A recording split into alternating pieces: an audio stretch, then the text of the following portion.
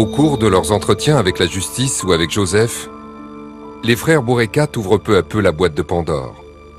Selon eux, le PF3 cacherait un charnier en plein Rabat. C'était un véritable cimetière, le PF3. Ils creusaient une très grosse fosse, ils les jetaient et puis ils mettaient de la chaux vive. Vous avez vu et assisté à l'enfouissement de moins 30 corps. Ah oui, ou même plus. Au cours de 2 ans que nous sommes restés là-bas, dans notre cours, ils sont venus 5 ou 6 fois. Et à chaque fois, je n'ai pas compté les corps, mais à chaque fois, il y en avait, ils étaient entassés dans la camionnette. Alors je pense qu'il y a une telle réticence pour qu'on aille à cet endroit-là et qu'on le fouille, qu'il y a forcément des éléments de vérité au PF3. On peut le déduire. Si on ne veut pas qu'il s'y édifie un bâtiment, c'est qu'on ne veut pas qu'il y ait des fondations et donc des fouilles. Ni judiciaires, ni immobilières. Joseph ne lâche pas l'affaire. Le journaliste revient sur les lieux quelques semaines plus tard et réalise un nouveau reportage sur le PF3, au nez et à la barbe de ceux censés le surveiller. Il reste quelques points d'ombre de la période à Hassan II. Des associations marocaines de défense des droits de l'homme estiment en effet à 600 le nombre de disparitions politiques encore non élucidées. Reportage, Joseph Tual, Alain Chabot. Une rue tranquille dans un quartier huppé de la capitale marocaine. La résidence de l'ancien ministre de l'Intérieur, Driss Basri, se trouve à quelques dizaines de mètres seulement. Nous filmons discrètement. Le sujet est sensible. En ce début juillet, les maçons sont au travail.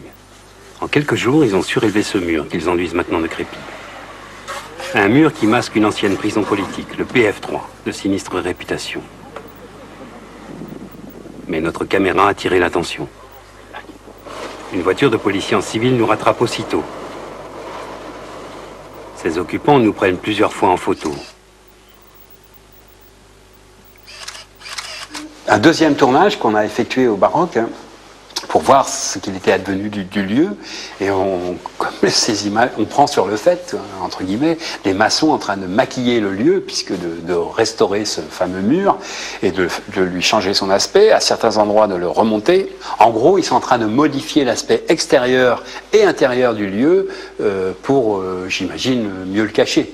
Et on apprendra par la suite qu'ils ont planté des centaines d'orangers au cordeau à l'intérieur, et voilà. Mais pour masquer le lieu. Ben, peut-être que les autorités pensent que le temps va faire oublier la réalité de ce PF3 et de ce qu'il y a eu dans ce PF3. Les autorités pensent peut-être qu'en y plantant des orangers, on va oublier qu'avant ce lieu était un lieu de séquestration extrajudiciaire. Des orangers donc, pour faire oublier les horreurs du PF3. Le terrain appartient aujourd'hui à la gendarmerie royale. Il est strictement interdit d'y pénétrer. Qu'à cela ne tienne, Joseph poursuit ses investigations sur Internet. On retrouve le lieu en plein Rabat, quartier des Souissi.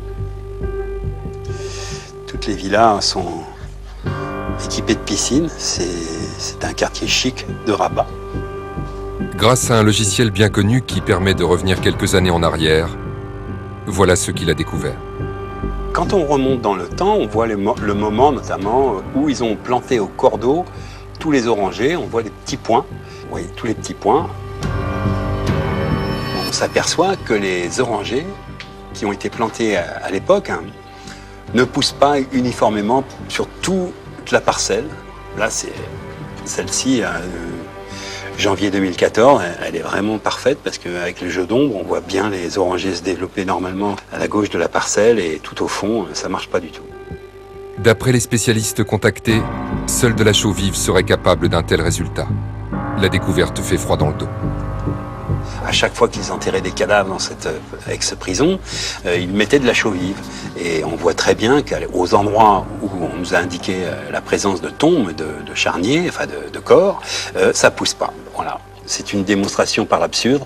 En voulant maquiller l'endroit, ils l'ont au contraire souligné, puisqu'on voit très bien maintenant les zones où les corps ont été enterrés, et c'est manifeste, quoi. Et en tout cas, c'est impossible de cacher ça, quoi, autrement que d'empêcher tout accès à cet endroit.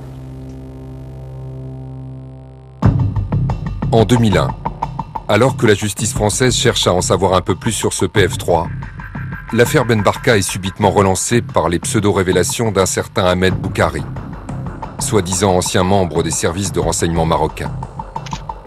Sur la base de l'article choc de l'Express publié en 1966, cet homme accuse Mohamed Oufkir, ex-bras droit de Hassan II, d'avoir poignardé Mehdi Ben Barka et fait dissoudre son corps dans une cuve d'acide. Schéma à l'appui. L'acide, c'est du cinéma.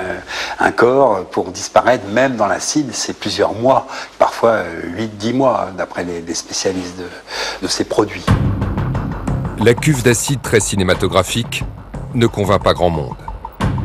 Par ailleurs, Boukari va commettre une erreur. Depuis son témoignage choc dans le journal Le Monde, Joseph Thual a des doutes sur la crédibilité de ce soudain témoin sorti de nulle part.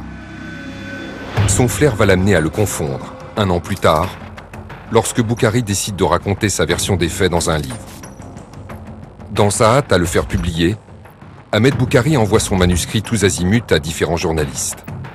Problème, il écrit dans l'un d'entre eux qu'il était à Rabat le jour de l'enlèvement et dans un autre qu'il se trouvait à Paris.